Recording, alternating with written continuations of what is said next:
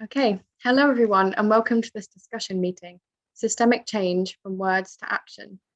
This discussion meeting is part of our work on the stages on the road to COP26, under the theme of Green Society. Throughout our work on the stages to COP, the overriding message has been the need to promote systems-level thinking in order to deliver the systemic change needed to achieve climate and net zero ambitions. But how do we move beyond the rhetoric of promoting systemic change to actually putting it into action? We'll be exploring this question from three different levels in order to better understand the different components needed for truly systemic change. We are delighted to be joined by expert panelists working at the forefront of systems thinking. They will each be giving a presentation on their area of work, and there will then be time for questions. After the Q&A, we'll be going into breakout rooms to discuss these topics in more detail. Just to give some quick housekeeping, during the presentations, please do mute yourself and turn off your camera. This is just to limit distractions during the presentations. You can, of course, turn these back on during the Q&A. In terms of asking questions, please feel free to submit these questions at any point using the chat function, and I can then ask these on your behalf later on during the Q&A. Alternatively, we will let people raise their hands during the Q&A session if you'd like to ask them yourself. Perfect. Okay, so to kick off the meeting, I'm pleased to introduce our first speaker. Dennis West is a researcher at the University of Oxford Saïd Business School. He's also a co-founder and advisor at the intersection of sustainable finance and governance. His PhD at the University of Oxford focuses on how organizations innovate in managing their social environmental impact. Thank you very much for joining us, Dennis. Over to you.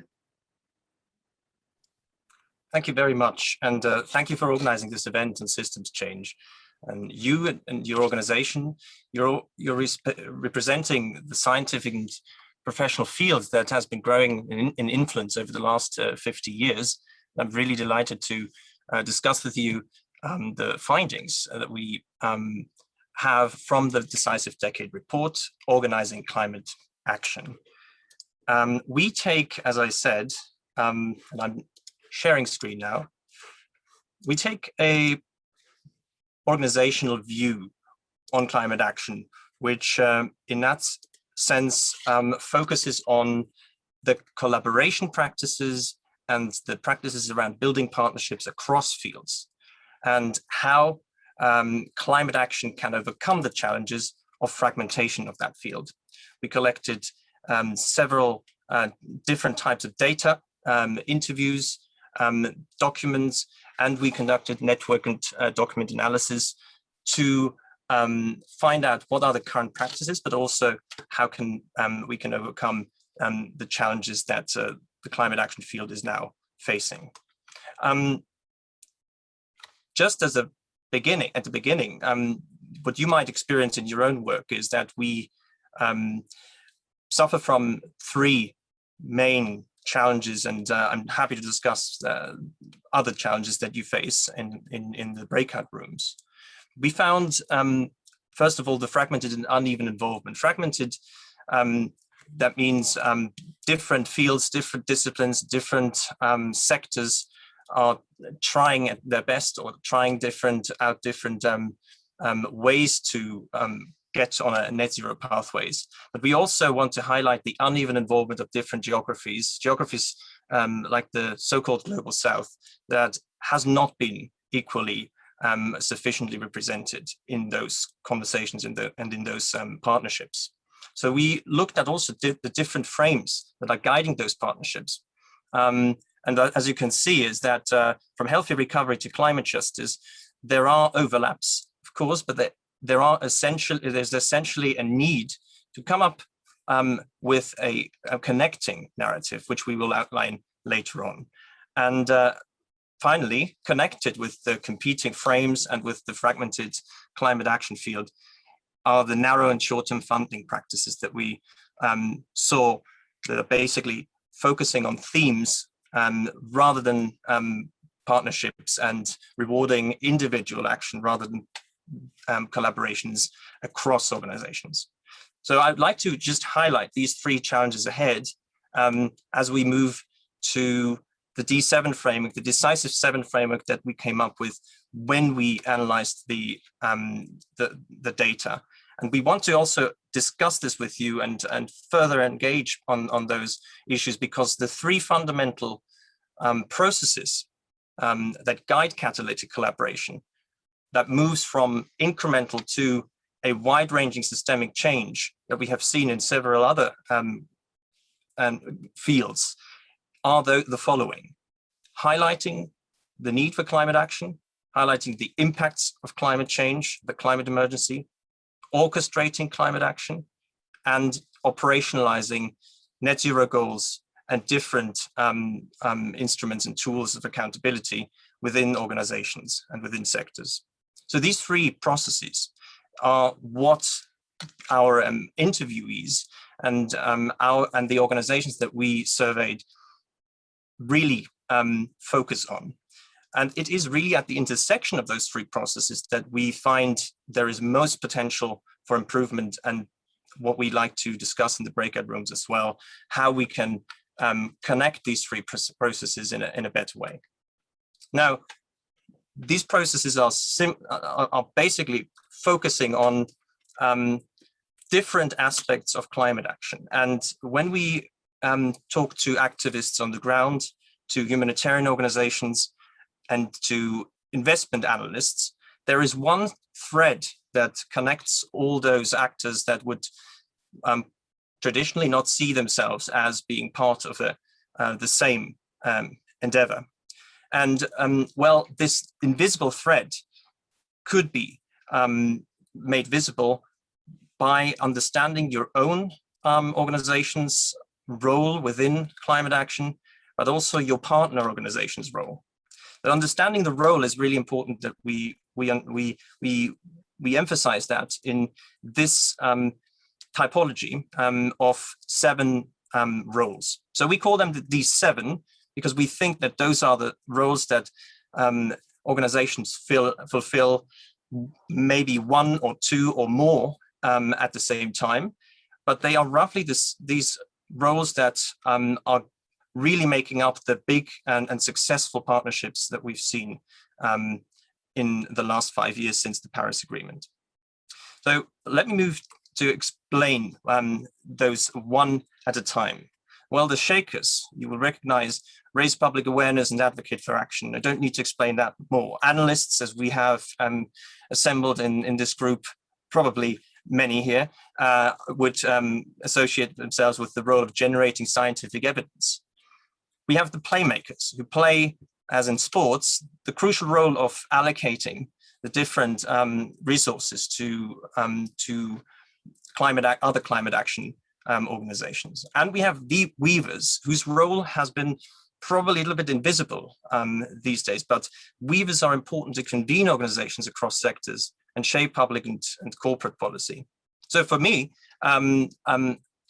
the weaving organization that you explained, that you're displaying now, is really important to bring about these conversations. Then the frameworkers, which are coming more and more into the frame because they develop the accountability systems for the net zero goals, the standards to assess them, and the pathways to follow through. And obviously the 2 groups that are important to implement climate action goals and also to develop the solutions and innovations are the pioneers. And we spoke to many organizations that would call themselves first aiders because they're dealing directly with the climate-related emergencies, one of which we experience at the same time in the US with the droughts and at the same time in Germany with the floodings. So in that sense, I'm just putting it out here again. Those 7 roles should be seen as something dynamic, should be seen as something that relates to the 3 catalytic processes that are going on when we partner, or when organizations partner across sectors and across different fields. Now, we also discussed and saw different strategies that would be needed to overcome the current fragmentation, the uneven involvement of geographies and marginalized communities, and also to develop trust among organizations in different communities.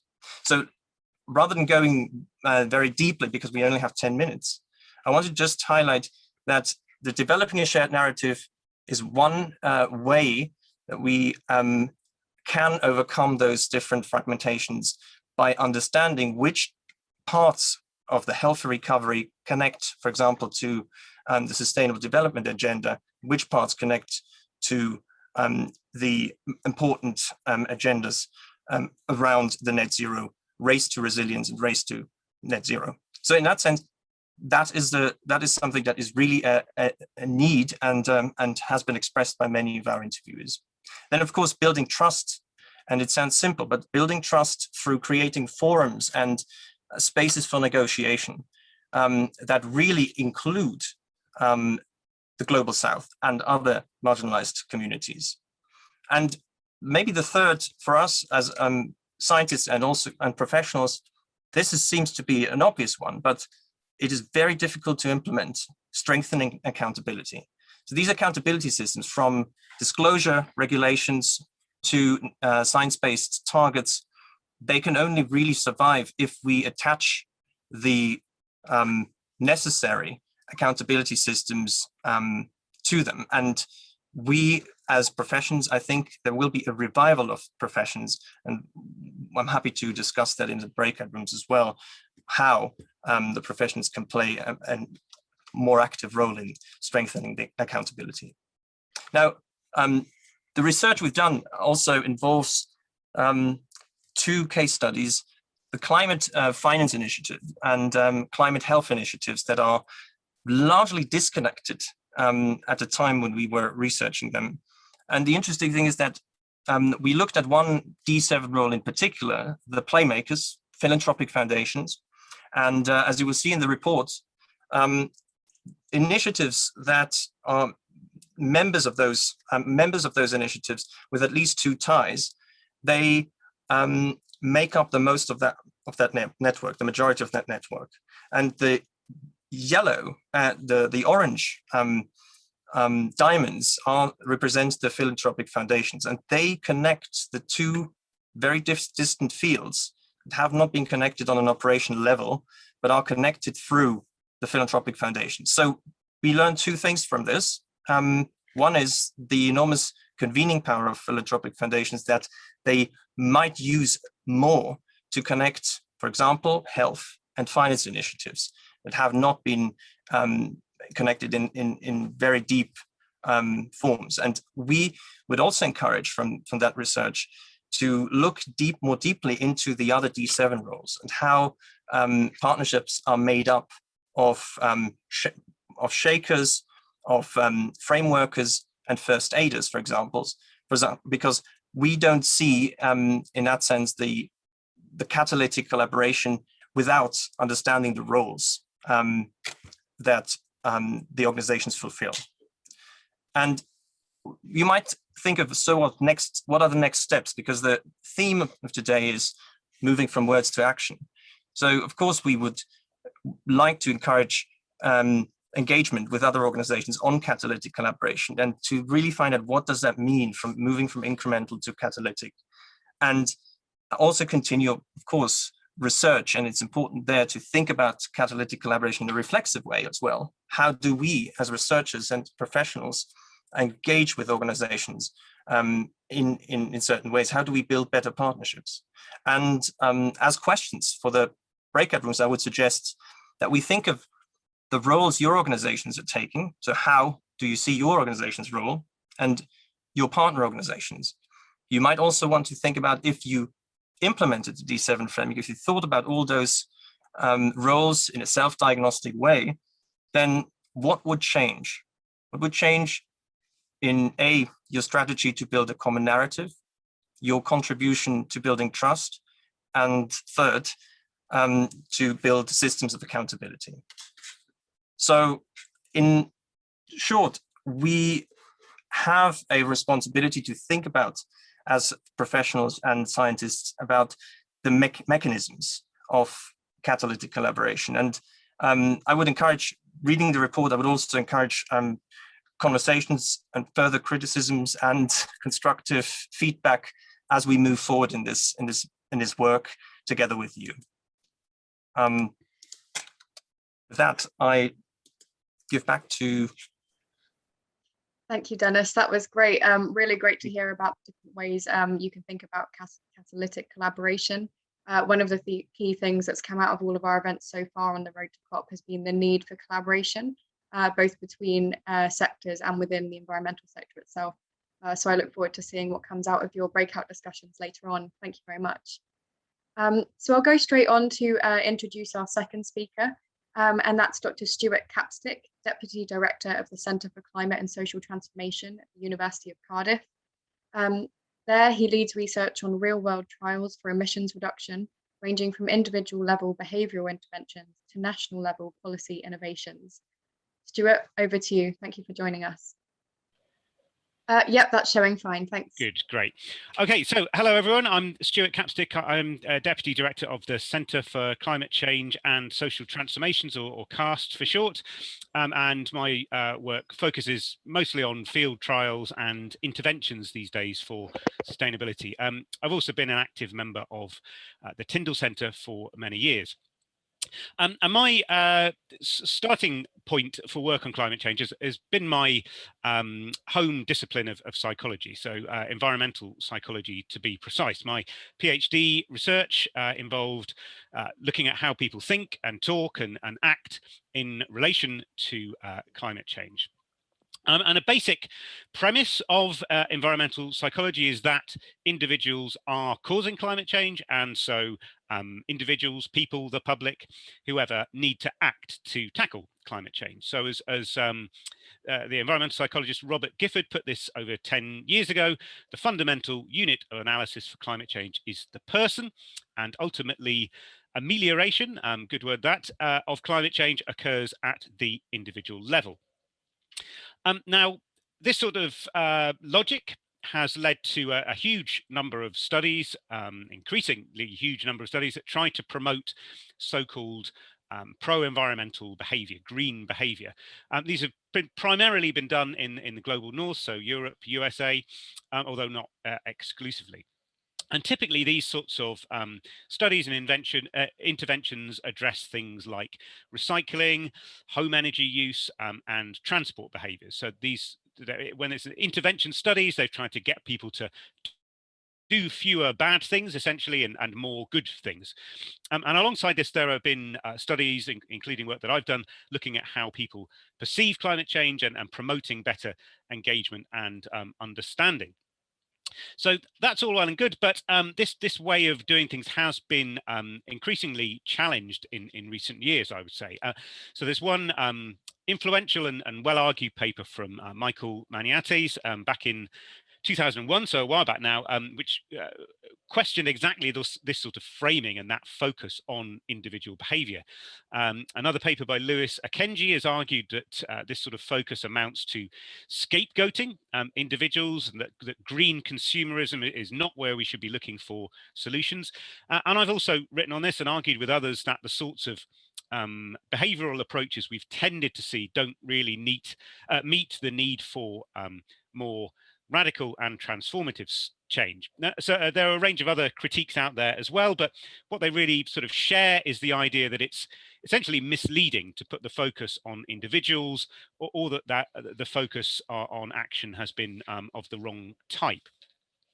Now, alongside this is the idea that a focus on individuals actually plays into the hands of the very systems causing the problems we face.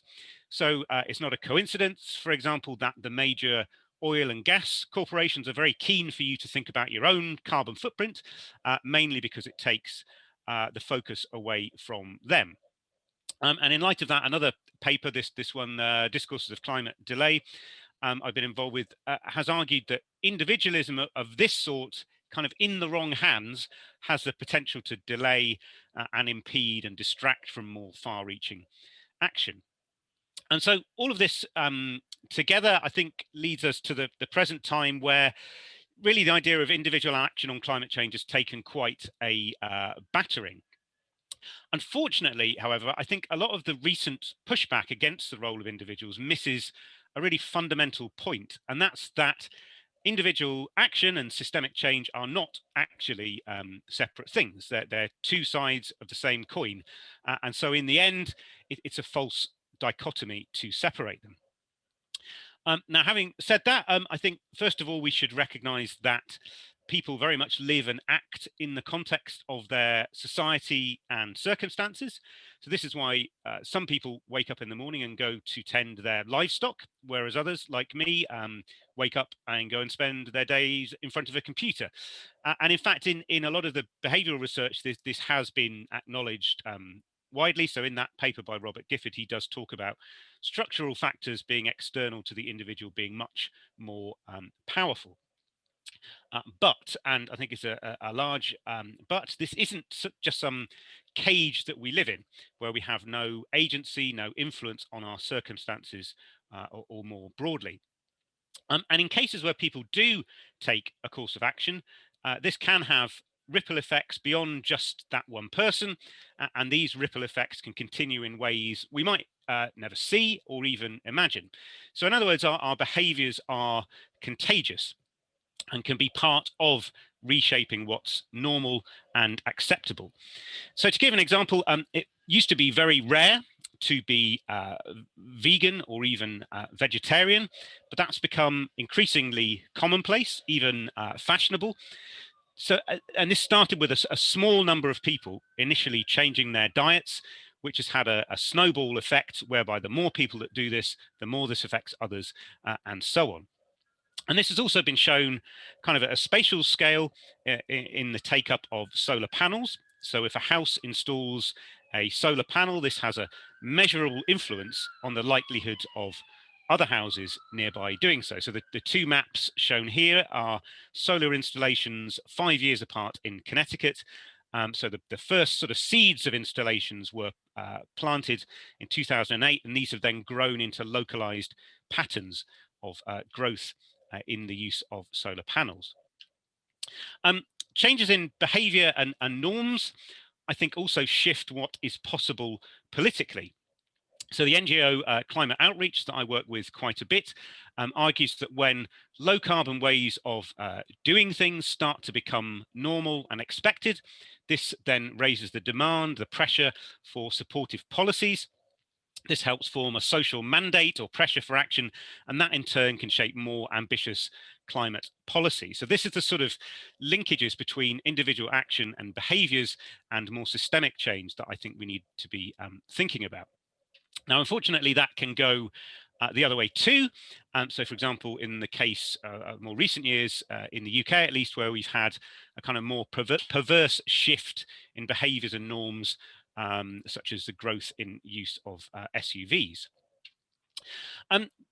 Another point I want to make is that when we think about this word behaviour, or when we talk about individual action, it's important to realise this is not just about consumer choices, although I do think those remain important. So individual action can involve everything from adopting new technologies or new ways of life, support or opposition to policies, voting, grassroots activism, even having conversations with other people, etc., etc. And sort of reflecting on Dennis's presentation, we argue in this paper and in other papers that people can take action in many different roles too, certainly not just as consumers. And so that might be whether as a member of a community or family, as an employer, as an investor, and so on. So they can be shakers, raising awareness, pioneers, developing new solutions, and so on. And one very specific way in which citizens can help shape policy is through participation in organised processes.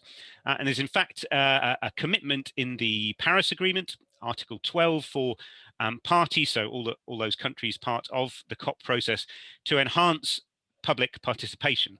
Well, this article doesn't say much more about how they do that, but there is that commitment in there. And of course, the UK and several other countries, France, Denmark, Scotland, for example, have run national assembly processes, citizens' assemblies, to try to get people's views on how to tackle climate change.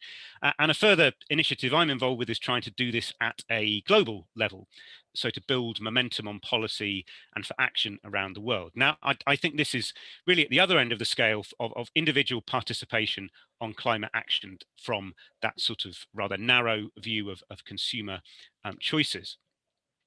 So bringing all this together, I want to conclude by saying that action at the personal level should be seen as interacting with social and contextual factors. So social movements, interpersonal influence, norms, etc., which in turn can ultimately shape those structural features of a society. And thinking about Paul's presentation, the very narratives and aspirations and values we have in society are part of that. And so this diagram on the left here was kind of our attempt to visualize these interactions in last year's UNEP emissions gap chapter. And there's a potential as well for these sorts of citizen interactions to trigger social tipping points, where what might have seemed like stable and slow-moving, frustratingly slow-moving change on climate action can, with the right sort of force and pressure, help to shift society into a new state. Now, someone recently said to me they think of social change in this way like the bubbles of water in a kettle as it begins to boil, that at first there are a few small bubbles and not much seems to happen, but then quickly this builds and all of a sudden the whole thing can change. Is that naive? Is it realistic? I don't honestly know whether that will happen with climate action. I don't think anybody does, but to my mind, it's as plausible as any other of the ways we have for tackling this issue. And certainly important for how we think about individuals' roles in tackling climate change. Thanks. That's great. Thank you, Stuart. And I thought that the illustration of the way that individual behaviour change fits with all the other aspects of systemic change really illustrates the key point that there's a part to play for all of these different aspects. So I'm pleased to introduce Paul Owens, Director of the World Cities Forum. Paul is a founder of BOP Consulting and an internationally recognised expert on culture and the creative economy, with a particular interest in the relationship between culture, creativity and urban development. Thank you, Paul. Over to you. Yeah, thanks very much, Ethne, and thank you to the Institute for inviting me. I have to say that it's extremely rare for me to present to scientists, so I'm doing this with some trepidation, but hopefully what I have to say is of some interest. So in some ways, I wish I'd known about Dennis's work before we worked on our project, because I think I recognise absolutely everything he's saying in terms of roles and behaviours in terms of the stuff that we try to do with cities around cultural policy. But and I think you'll see that as I sort of walk you through this, there are certain echoes is what he's saying, but in a sense, much less complete, thorough way of looking at it. So what we've tried to do with the World Cities Culture Forum, which consists of 40 large cities, it's convened by the Mayor of London, is we've tried to sort of connect two things. We've tried to connect the fact that artists and creatives are very engaged in the whole question of the future of the planet and the climate emergency, and also extremely good at, if you like, kind of reimagining other futures. Alongside this, by the way, of course, the arts and cultural sector is a very substantial part of big cities. You know, it's up to sort of 10–15% of the economy, and of course, has a huge role to play in people's everyday lives and has close links to civil society and all those kinds of things. So we try to connect that side of things to the fact that obviously cities, particularly big cities and particularly cities outside the UK, by the way, have actually got lots and lots of powers that they can use, levers that they can pull, and actually can play quite a lot of those D7 roles in dealing with the crisis. So just to sort of remind us, you know, mayors are really kind of claim to be really you know, on the ball about this. C40 cities, which was set up about 15–16 years ago, has now got about 100 cities. It started off with 40, it's now over 100 cities, and that basically is extremely well funded, very proactive, peer-to-peer learning and exchange network that literally puts teams of people into cities to work alongside mayors to deal with the climate issues. And we work with them sometimes. And then there's this other network called the Global Covenant of Mayors that has over 10,000 cities. And you can see from the numbers there, that has a huge potential in terms of the sort of global spread. So cities are, really serious and really getting their act together around the whole issue of sort of climate action and sustainability.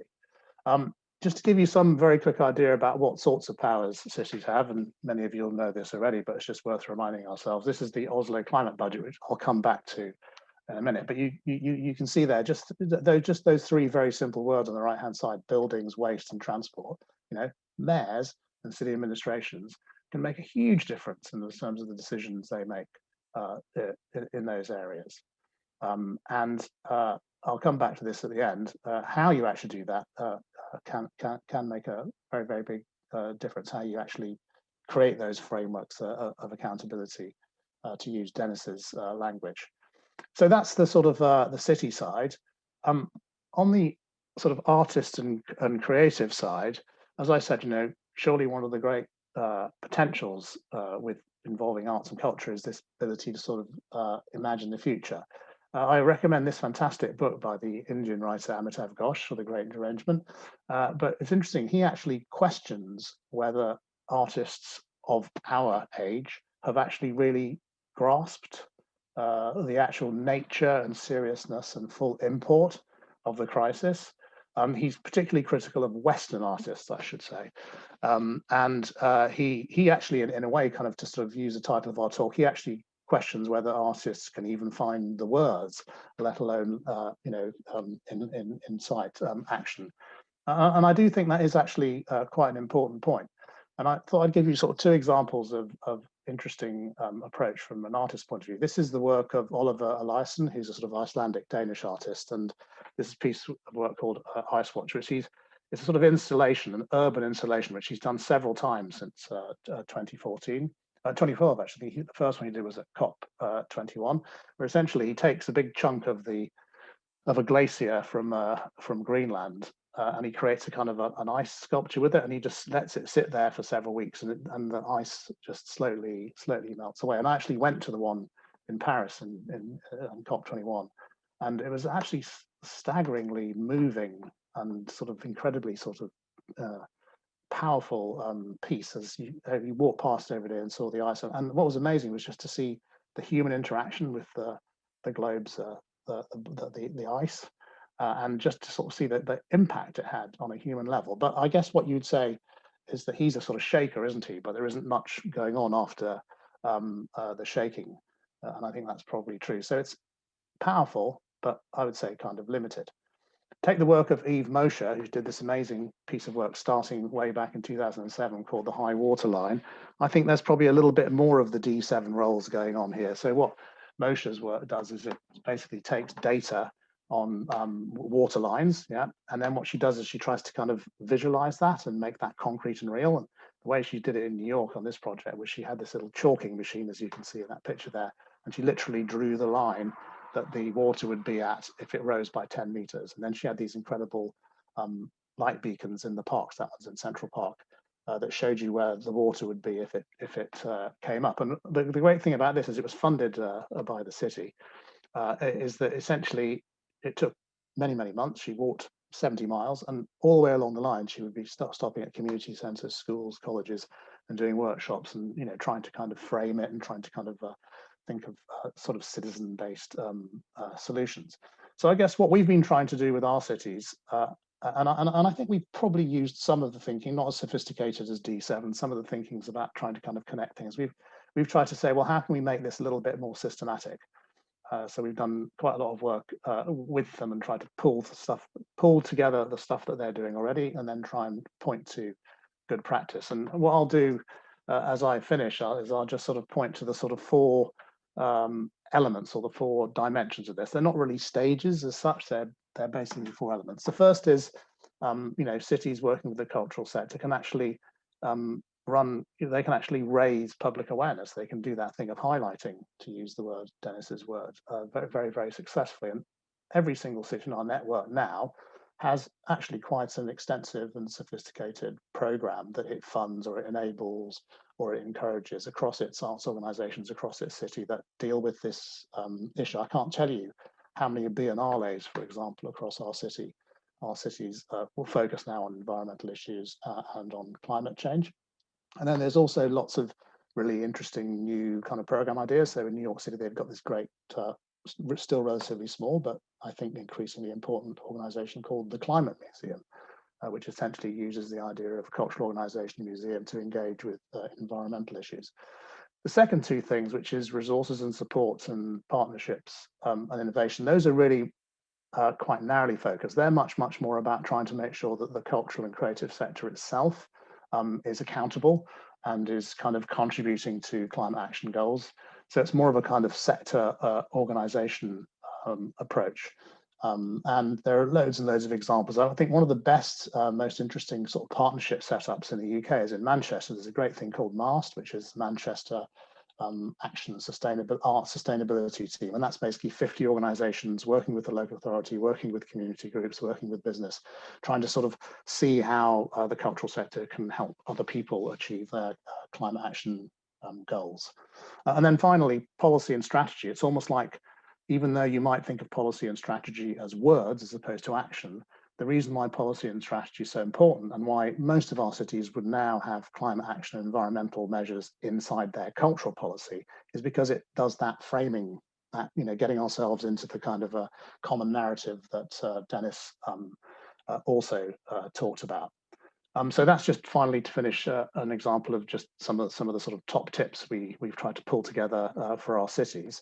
And I'll just finish off by saying that I think that even though there's huge potential in all this, and even though you can see that it can grow and develop, there's one thing which I think that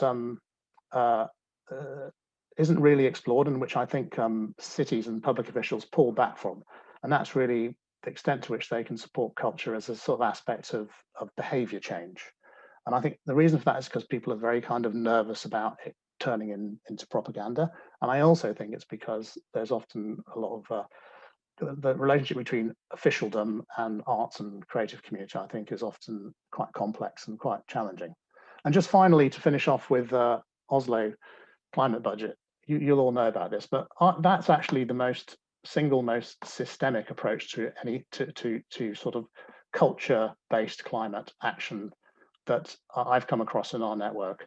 And the very simple reason for that is I'll just tell you about a conversation I had with the Deputy Mayor for Sport and Culture. As I said to her during 2019, they were sort of green capital of Europe in 2019. I said to her, what's the single most important thing that you've done or that will have an impact on the sort of climate and sustainability in your city? She said, oh, no question about it. It's basically the climate budget, because basically what it means is that every single decision that we make about cultural programming, about cultural venues, about building new cultural infrastructure has to take place within the constraints of what we've laid out in that budget. And that's massively changed the way we make our decisions and the kind of decisions that we make. I'll leave it there. Thank you very much. Thank you, Paul. That was so interesting to hear about the ways that different cities have used this idea of the mix between culture and climate change. And a really interesting point that I think leads nicely onto Stuart's presentation about the role of culture in individual behaviour change. So again, I look forward to hearing what comes out of the breakout sessions there. I'd just like to say a massive thank you to our speakers, Paul, Stuart and Dennis, for your really insightful presentations. They all showed a really interesting part of systemic change and the different types of projects that can be involved. So thank you very much for that.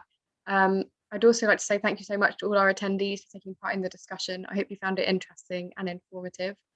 There's a lot of food for thought here, particularly in the area of how we encourage people to identify and act within their different roles to support climate action, and to emphasise the need for change at all levels, highlighting the role of individual level change in social and political change. There's also a lot to think about for the IES and how we can support action, particularly through using our convening power and supporting inter and multidisciplinary work, and therefore catalysing collaboration. Please do keep an eye out for future events on the stages on the road to COP26. Our next theme will be looking into questions of economic transformation, green finance, and our ability to create just transitions towards net zero. And details will be released on our website soon. Thank you again very much for coming, and I hope you enjoy your afternoon. Thank you.